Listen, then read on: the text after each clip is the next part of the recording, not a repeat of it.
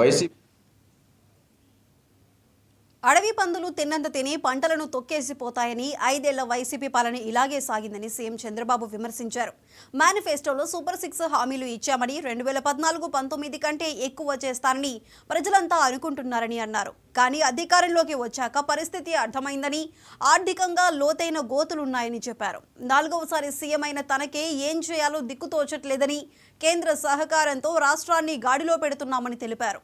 ఏపీని వైసీపీ ప్రభుత్వం నాశనం చేసిందని, 5 ఏళ్లు వైసీపీ నేతలు దోచుకున్నారని చంద్రబాబు ఆరోపించారు. 94 కార్యక్రమాల్లో వచ్చిన డబ్బుల్ని గత ప్రభుత్వం డైవర్ట్ చేసేశారు, వేరే దానికి వాడుకున్నారు. అసలు వీళ్ళు డబ్బులు పెట్టలేదు, లెక్కలు ఇవ్వలేదు.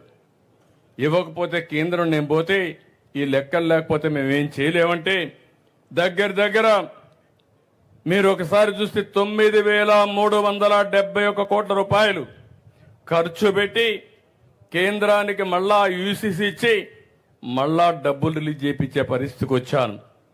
దీంట్లో 73 ఇప్పటికే సరిచేశాం.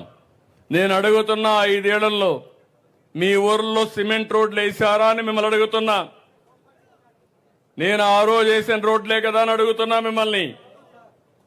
పాడి రైతులున్నారు చిత్తూరు జిల్లాలో, గోకులాలు కట్టారా అని అడుగుతున్నా.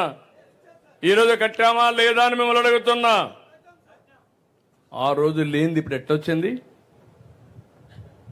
మీరు చేసిన తప్పుడు విధానాల వల్ల వచ్చిన డబ్బుల్ని పంది కుక్కులు మారుగా వీళ్ళు పంచుకున్నారు. ఈరోజు ఈ ప్రభుత్వం చిత్తశుద్ధితో ప్రతి ఒక్క పైసా కూడా పేదల కోసం ఖర్చు పెట్టే ఏకైక ప్రభుత్వం అని మీ అందరికి హామీ ఇస్తున్నా. అంటే మనం అందరం కూడా చెత్తలో ఉండాలి. ఈరోజు మీరు చూడండి, చెత్త మీద పన్నేశారు, కానీ ఆ చెత్త మాత్రం తీయలేదు.